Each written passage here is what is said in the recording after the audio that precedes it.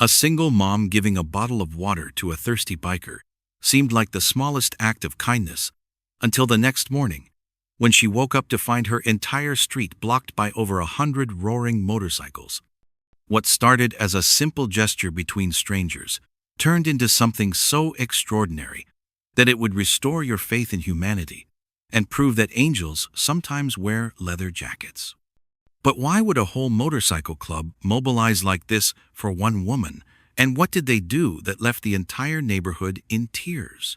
The late afternoon sun hung heavy over Oakwood Drive, casting long shadows across cracked sidewalks where dandelions pushed through concrete like stubborn hope refusing to die.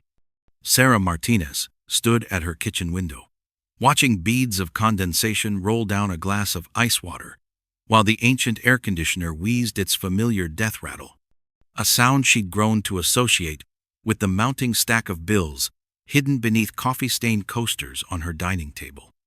The mortgage payment notice, now 3 weeks overdue, seemed to pulse with its own malevolent energy from where she'd tucked it behind the refrigerator magnet, a cheerful sunflower Emma had made in second grade, back when David was still alive, and their biggest worry was whether to plant tomatoes or peppers in their small backyard garden.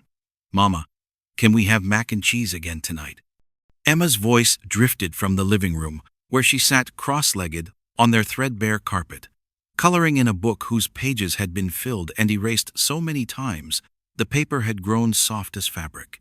Sarah closed her eyes and inhaled the familiar scent of their home, a mixture of vanilla candles bought on clearance, the lingering aroma of this morning's coffee stretching to last until evening, and that particular smell of a house where love was abundant, but money was not. The mechanical thunder started so low it felt more like a vibration in her bones than an actual sound, growing steadily until their windows began to rattle in their frames and Emma's crayons rolled across the coffee table.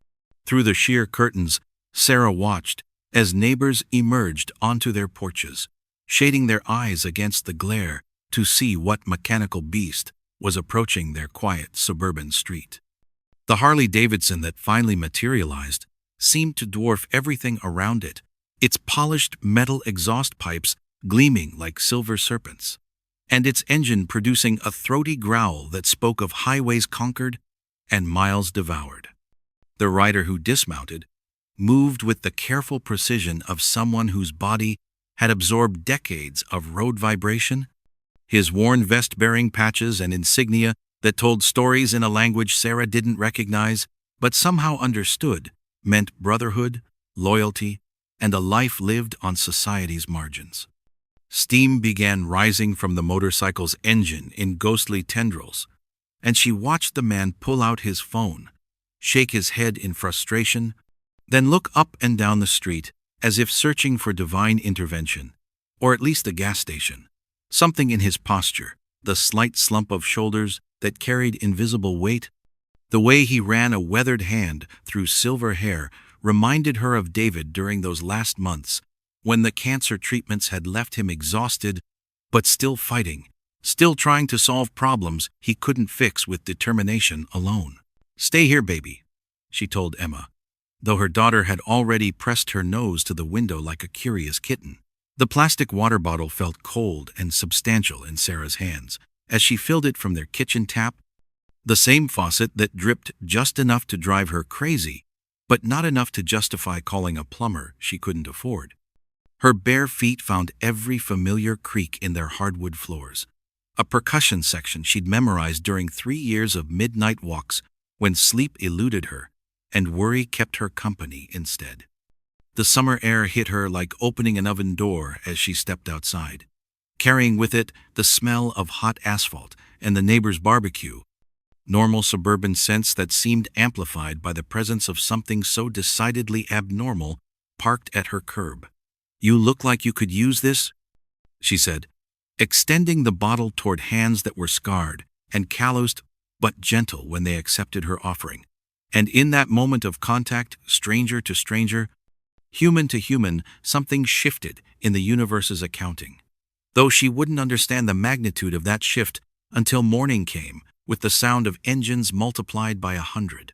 "Marcus," She learned his name when he introduced himself, with old-fashioned courtesy that seemed incongruous with his intimidating appearance, accepted the water with a gratitude that went deeper than simple thirst, his voice carrying the rough edges of someone who'd spent years shouting over engine noise, but speaking now with surprising gentleness.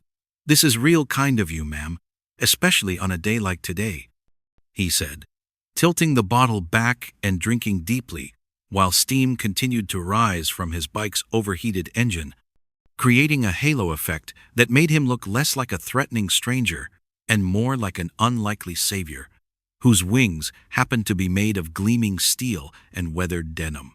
Sarah found herself noticing details she hadn't expected: the way his eyes crinkled at the corners when he smiled, suggesting someone who laughed often despite life's hardships, and the small silver cross hanging from a chain around his neck, catching sunlight like a beacon of something sacred hidden beneath all that intimidating exterior.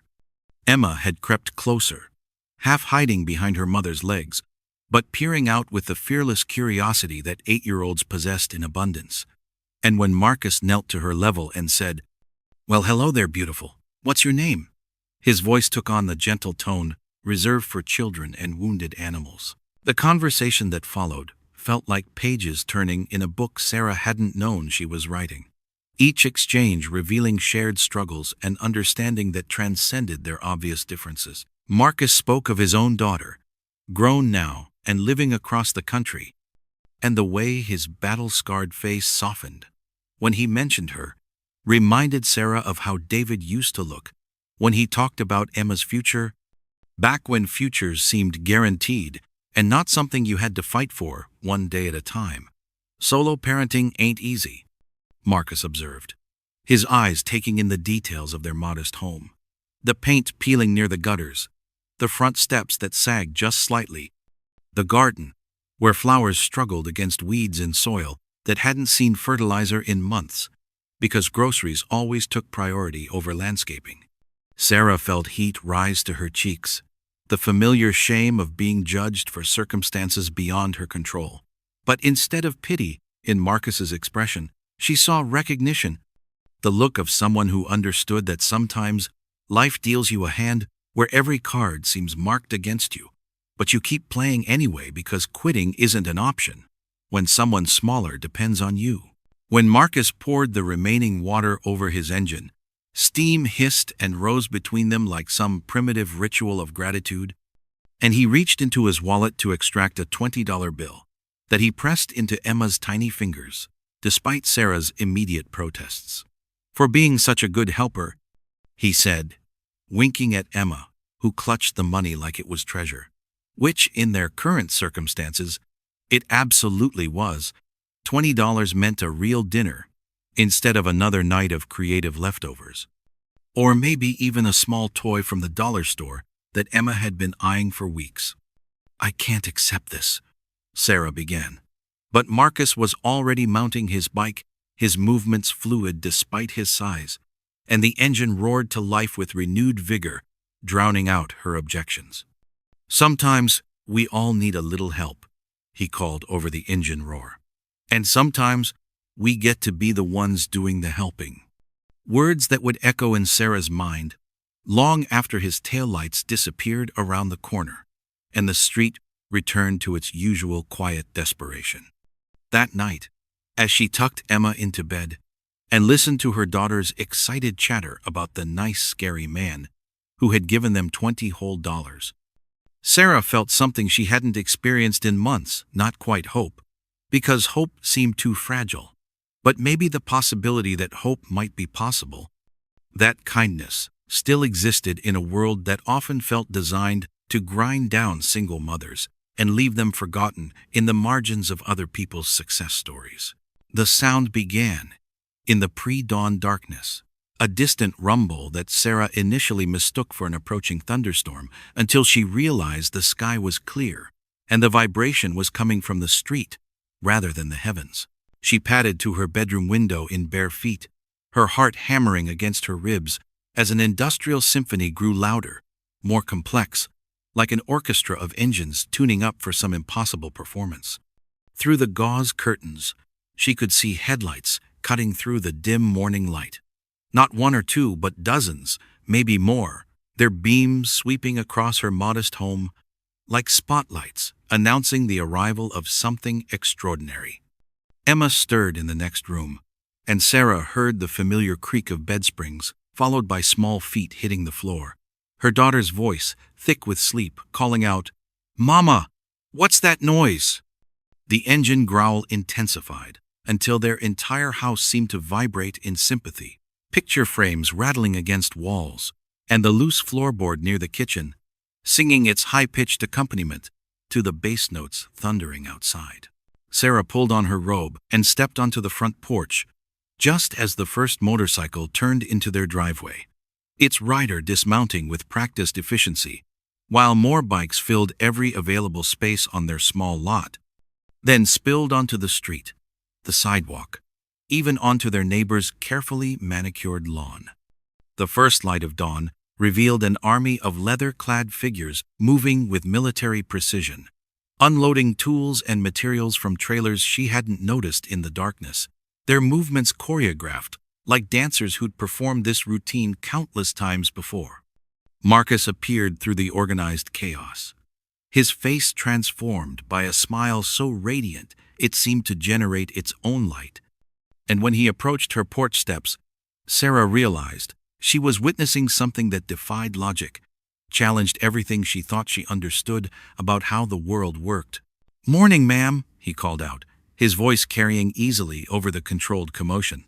"Hope we didn't wake you too early, but we figured we'd better get started before the day gets too hot."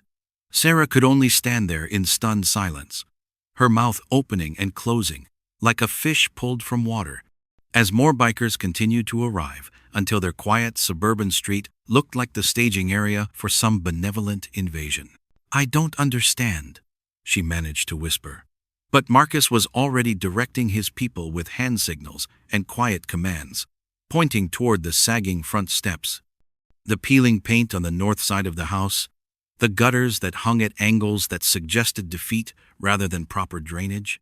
Emma appeared beside her mother, still in her pajamas with her hair standing at impossible angles, her eyes wide with wonder as she watched these leather-clad protectors transform their modest home into the center of focused, purposeful activity. A woman with intricate braids and arms covered in colorful tattoos knelt beside Emma and said, "Hey there, sweetheart. I'm Diane, and we're here to help your mama fix up this beautiful house." Her voice carrying the warm authority of someone who'd raised children and understood how to speak to them without condescension. Sarah watched in amazement as skilled hands replaced her broken porch railing. Others wielded paintbrushes with artistic precision, and still more climbed onto her roof with tools that gleamed in the strengthening sunlight, their movements confident and sure, despite the early hour and the magnitude of their undertaking. The morning unfolded like a time-lapse movie, each hour bringing changes that would have taken Sarah months to accomplish if she'd had the money and skills these volunteers possessed in abundance. The yellow paint they chose seemed to capture sunlight and hold it, making her house glow like something from a fairy tale. And when Emma clapped her hands and declared it sunshine color, even the most gruff-looking bikers smiled with genuine warmth. Neighbors began emerging from their homes, first with suspicion that gradually melted into curiosity, and finally into admiration, as they witnessed what was clearly an act of community service on a scale none of them had ever seen before. Mrs. Henderson from next door brought out pitchers of lemonade and stayed to chat with Diane about flower varieties, while old Mr. Peterson, who usually complained about everything from barking dogs to loud music, stood watching the roof repairs with professional interest, and occasionally calling out suggestions that were received with respectful attention. The metamorphosis wasn't just physical. Something was shifting in the entire neighborhood's atmosphere, as if kindness was contagious, and these unlikely catalysts had triggered an outbreak of human decency that had been dormant but never dead. As the afternoon sun reached its zenith, Sarah stood in what had once been her struggling garden and was now a masterpiece of organized beauty. Watching Emma dart between the bikers like a butterfly visiting flowers, her laughter, mixing with the sounds of hammers and friendly conversation to create a soundtrack of hope made audible. The college fund envelope that had started with Marcus's $20 bill had grown throughout the day, as each biker contributed something, sometimes money, sometimes a business card, with an offer of future help, sometimes just a promise to check on them occasionally, to make sure everything was holding up properly. Why? Sarah finally asked Marcus as he stood beside her, both of them surveying the miracle that had brought about a complete makeover, not just of her house, but her understanding of what was possible when people chose compassion over indifference. His answer came slowly, thoughtfully, like someone who'd spent considerable time examining his own motivations and wanted to get the explanation right. 23 years ago, Marcus began, his voice taking on the cadence of someone sharing something sacred. I was broken down on a back road in Alabama, middle of nowhere, bike overheating and my phone dead as a doornail. He paused to watch Emma, who was now helping Diane plant marigolds along the newly painted fence, her delicate grip careful with each fragile root system. Widow came out of her trailer, gave me water, and let me use her phone. Wouldn't take a penny for either one.